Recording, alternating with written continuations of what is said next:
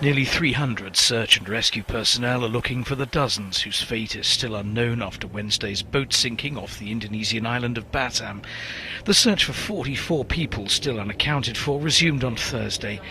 A total of 98 migrant workers and 3 crew were on board the boat, which sank after hitting a reef in strong winds and high waves. At least 18 of those on board are known to have died. The rest were pulled alive from the water. The accident happened as the boat headed towards Batam from the Malaysian state of Johor.